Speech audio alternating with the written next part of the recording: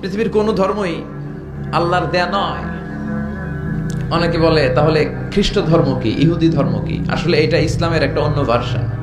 কারণ ঈসা আলাইহিস সালামও মুসলমান ছিলেন, মুসা আলাইহিস সালামও মুসলমান ছিলেন, সব নবীরা ছিল মুসলমান। তাহলে আমাদের ধর্মের সবচেয়ে বড় গুণ হচ্ছে এই ধর্মটা কার দেয়া, নাকি বিশ্বনবীর নিজের বানানো?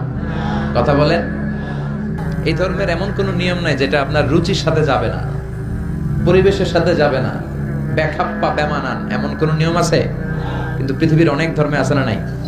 খ্রিস্টান ধর্মে কেউ অপরাধ করলে ওটারে পানির নিচে চুবায় রাখে, তার পবিত্র জায়গার পানি ওটার মধ্যে চুবায় রাখলে ওর সব গুনাহ মাফ হয়ে যায়। এটা কি মাথায় ধরে? ধরে না।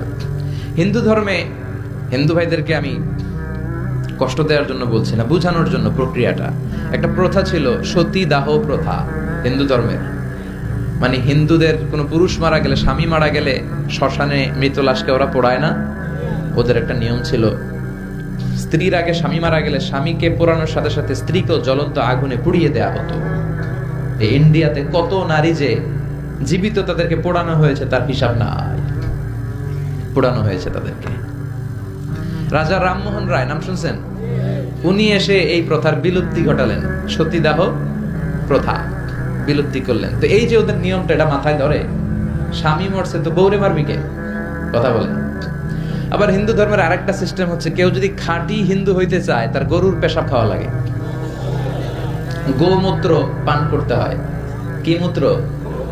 গোমূত্র পান করতে হয়। আচ্ছা, এই যে গরুর পেশাব খাওয়ার এটা কি আপনার রুচিতে যাবে? এটা কি আপনার স্বভাব সুলভ কোনো বিষয়? আমাদের ধর্মে এমন কোনো বিষয় আছে যেটা রুচির সাথে যায় না? সুবহানাল্লাহ পড়বেন না? এটা ফিতরাতি ধর্ম। ফিতরাতাল্লাহিল্লাতী ফাতারান নাসা আলাইহা।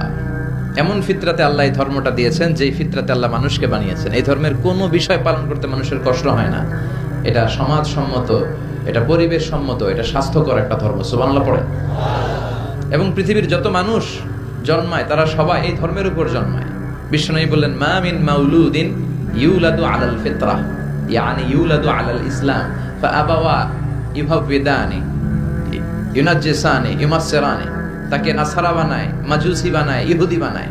সব বাচ্চারা যখন জন্মায় মুসলমান হয়ে জন্মায়। সুবহানাল্লাহ পড়েন। হিন্দুর ঘরেও যে বাচ্চাটা জন্মায় কি হয়ে জন্মায়? খ্রিস্টানের ঘরে যে জন্মায় কি হয়ে জন্মায়? সুবহানাল্লাহ পড়েন। পরে মা বাবা তারা ইহুদি বানায়, খ্রিস্টান বানায়, নাসারা বানায়। রবের ইন্টেন্সিভ কেয়ারে এই ধর্ম চলে, রবের দেয়া বিধান অনুযায়ী এই ধর্মের গতি চলে। জোরে কোন ঠিক কিনা? এজন্য আমরা যত জায়গায় যত কাজ করি, এই